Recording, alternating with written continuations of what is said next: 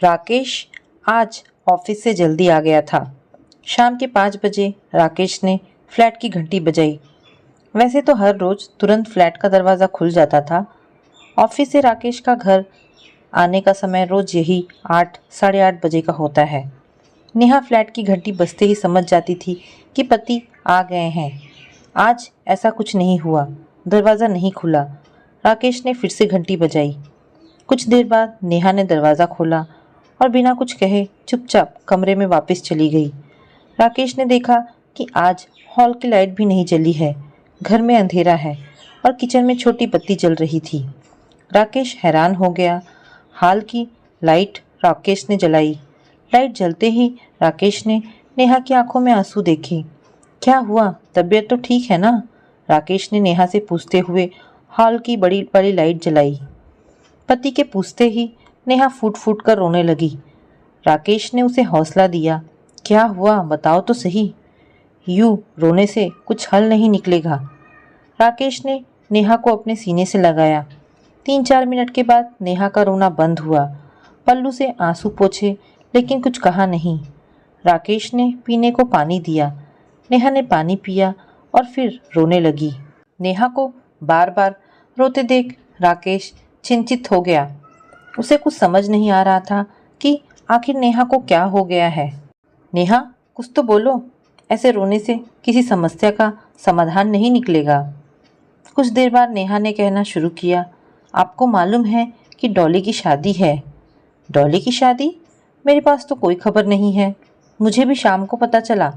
राकेश कमाल हो गया कि न तुम्हें और न मुझे बताया। अगले सप्ताह डॉली का विवाह है। 6 महीने पहले मंगनी हुई और मुझे किसी ने फ़ोन तक नहीं किया। डॉली नेहा की छोटी बहन है। डॉली सब प्यार से बुलाते हैं। घर का नाम है दीपा। नेहा के माता पिता आर्थिक रूप से संपन्न थे। अमीर श्रेणी में गिनती होती है। कॉलेज में पढ़ते नेहा को साथ में पढ़ने वाले राकेश से प्यार हो गया। राकेश मध्यम वर्ग परिवार से था। नेहा के परिवार ने विवाह की मंजूरी नहीं दी थी। फिर नेहा ने राकेश से कोर्ट मैरिज की। समाज में मुंह दिखाने खातिर विवाह को स्वीकार तो कर लिया, परंतु राकेश और नेहा से दूरी ही रखी। राकेश को जमाई का दर्जा नहीं मिला। वो इज्जत और खातिरदारी ससुराल में कभी नहीं मिली जिसका वो हकदार था।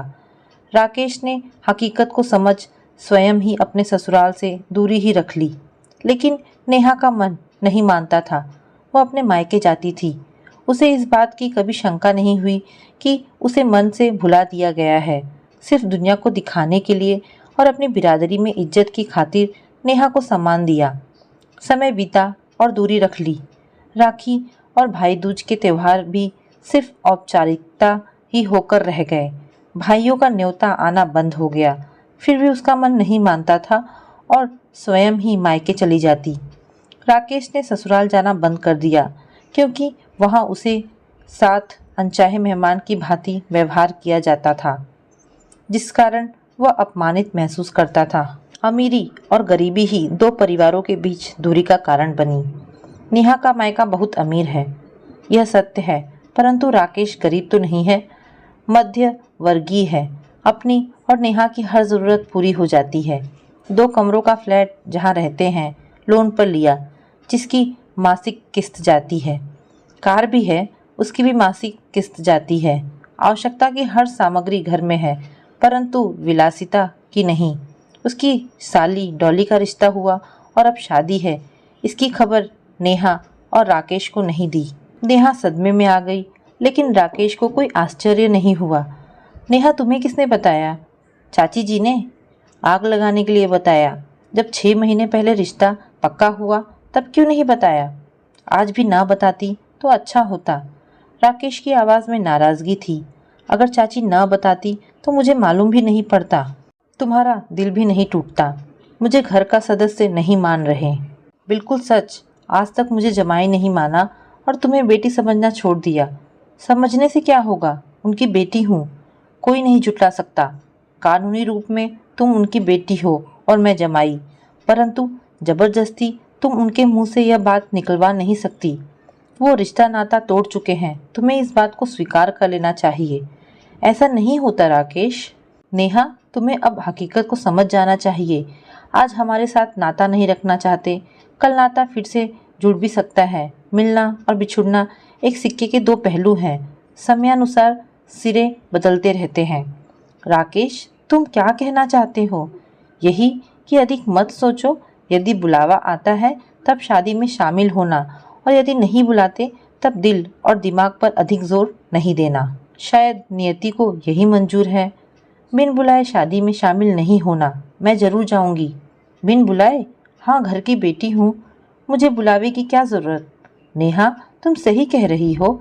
घर के सदस्यों को किसी आमंत्रण की आवश्यकता नहीं होती, परंतु जब रिश्तों में खटास हो तब बिन बुलाए हरगिज नहीं जाना चाहिए। नेहा, यह मेरा मत है और सयाने और बुजुर्गों ने भी ऐसा ही कहा है। मैं जाऊंगी। एक बार फिर से सोच लो। मैं नहीं जाऊंगा। मेरा साथ नहीं दोगे? साथ पूरे जीवन में देना है, पर मेरे ससुराल में मेरा सम्मान नहीं होता, और जहाँ स्वयं को अपमानित महसूस करो वहाँ नहीं जाना चाहिए। मैं अब भी यही कहूँगा कि जब तक न्योता नहीं आए जाना मत। तुम्हें सती की कथा तो मालूम ही है। कौन सी कथा? जब दक्ष ने यज्ञ आयोजित किया तब उसने अपनी पुत्री सती और जमाई शिवजी को आमंत्रित नहीं किया, क्योंकि शिवजी को कभी मन से सती का पति स्वीकार नहीं किया। मुझे भी तुम्हारे माता पिता ने आज तक जमाई के रूप में स्वीकार नहीं किया है। सती यज्ञ में जाने की आतुर थी, जैसे तुम हो। शिवजी ने सती को मना किया, जो मैं कर रहा हूँ। मैं जाना चाहती हूँ। यदि सती की तरह तुम भी जाना चाहती हो, मैं नहीं रोकूंगा। दक्ष ने सती और शिवजी का अपमान किया, सबका सिंहासन रखा, लेकिन शिवजी के लिए कोई सिंहासन नहीं था। सती अपमानित हुई और अग्निकुंड में अपनी जान दे देती है। कुछ क्षण के बाद राकेश ने कहा, यदि जाना चाहती हो जरूर जाओ, परंतु यदि अपमानित महसूस करो तब चुपचाप वहां से प्रस्थान करना और घर आ जाना। आप भी साथ चलो। नहीं, मुझे आज तक ससुराल में मान नहीं मिला। मैं शुभ विवाह के अवसर पर अपमानित नहीं होना चाहता।